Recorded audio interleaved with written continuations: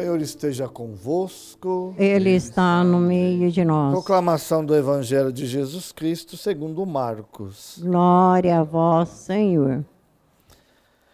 Naquele tempo, os discípulos de João Batista e os fariseus estavam jejuando.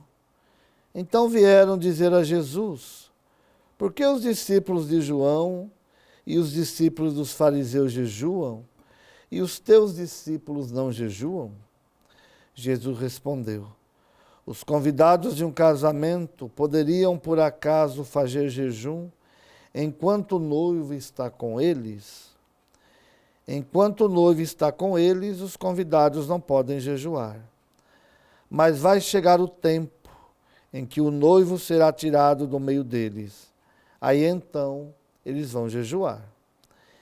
Ninguém põe um remendo de pano novo numa roupa velha, porque o remendo novo repuxa o pano velho e o rasgão fica maior ainda. Ninguém põe vinho novo em odres velhos, porque o vinho novo arrebenta os odres velhos e o vinho e os odres se perdem. Por isso, vinho novo em odres novos.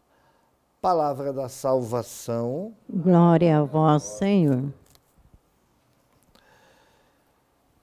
Acompanhando mais um trecho da carta aos Hebreus, onde chegamos no meio, na metade dessa carta, e também chegamos no centro da carta aos Hebreus, onde esse capítulo 5 vai falar da dimensão do sumo sacerdote, daqueles que são tirados do meio dos homens para, em favor dos homens, oferecer sacrifícios, oferecer as orações, as oblações.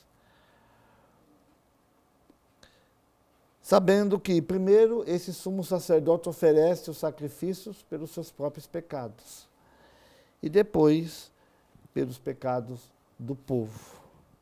E aí o autor fala desta graça dada a Arão e depois Jesus Cristo, o grande sumo sacerdote, aquele que foi escolhido para o Pai para também oferecer, não sacrifícios por si, porque ele não precisou, ele não tinha pecado. Então todo o sacrifício de Jesus, que culminou com sua morte na cruz, foi uma oblação por nós. Deus entregou tudo através da sua obediência. Ele foi obediente ao Pai. Colocou tudo nas mãos do Pai e, a partir disso, ele pôde ser esse sumo sacerdote. Não fazendo a sua vontade, mas fazendo a vontade daquele que o enviou. Por isso percebemos a importância de obedecer à vontade de Deus. Não é fácil obedecer aquilo que Deus quer. É preciso fazer um exercício de abandono nas mãos de Deus. E a obediência precisa ser feita livre.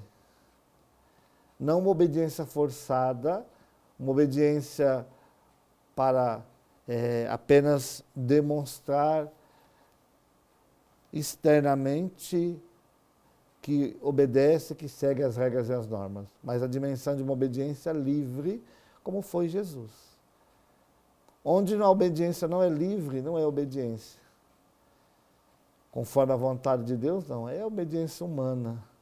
A obediência a Jesus, a Deus, precisa ser livre a partir de Jesus Cristo. Por isso, nós vemos o Evangelho de hoje. Os discípulos de João Batista, dos fariseus, jejuavam. Não é que Jesus era contra o jejum. Mas eles jejuavam não por liberdade, com liberdade, mas porque era uma regra, uma norma. Então tinham que jejuar. Não havia essa obediência livre do jejum. Então nós percebemos que Jesus está dizendo exatamente isso. Vai chegar o momento que os meus discípulos vão jejuar, vão fazer jejum. E muito mais do que jejum, vão fazer mortificações e vão ainda entregar as suas vidas pelo reino de Deus. Mas de forma livre, não por obrigação, não por preceito, não por regra, mas livre. É a mesma coisa que a igreja nos orienta nesse tempo. O jejum, as penitências, as orações, claro, muito mais acentuada no período da quaresma, só que as pessoas precisam fazer isso de forma livre, obedecendo a uma norma, a regra da igreja, mas fazendo de forma livre. Não fazendo sem a liberdade. Muitas vezes fazendo, murmurando, reclamando. Precisamos ser livres naquilo que a obediência nos pede. E quando Jesus põe essa dimensão do remendo novo em roupa velha, vinho novo em odres velhos, quer dizer toda essa novidade do Evangelho para nós. O Evangelho é sempre novidade, mas é preciso também uma renovação do nosso coração para podermos, a partir disso, aderir de forma livre a esse Evangelho.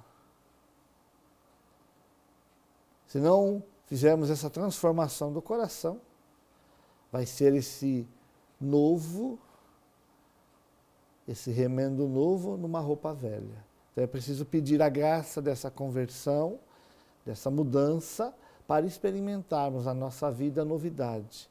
Esse vinho novo da vida, esse vinho novo da esperança que estamos iniciando nesse ano jubilar.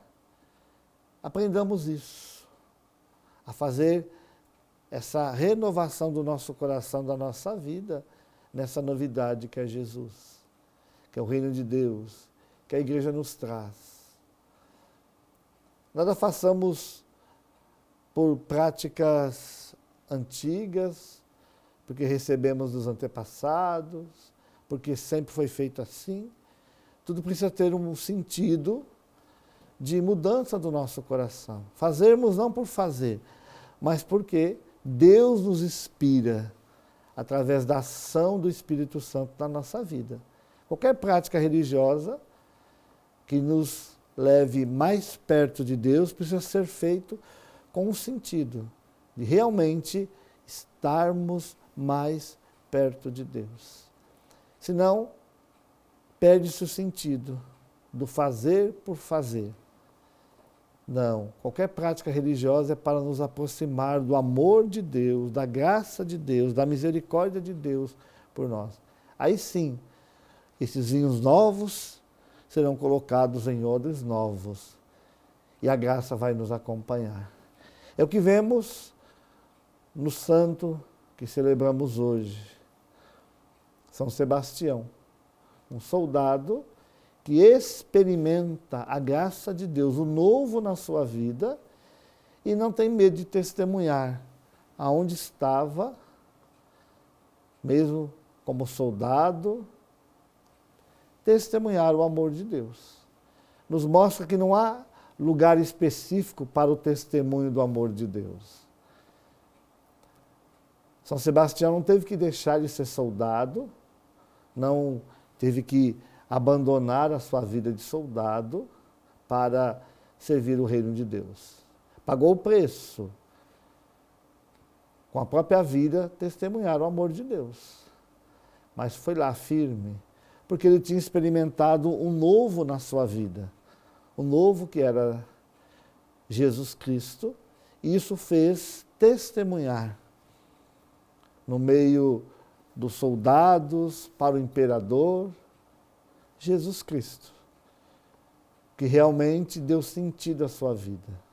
Então que o Senhor nos ajude, através do exemplo de São Sebastião, a vivermos essa novidade do reino, que nos traz a vida nova, que nos ajuda também a testemunhar em nossa sociedade, no mundo em que vivemos, a novidade da graça, do amor, desse derramar da esperança no nosso coração. Louvado seja nosso Senhor Jesus Cristo.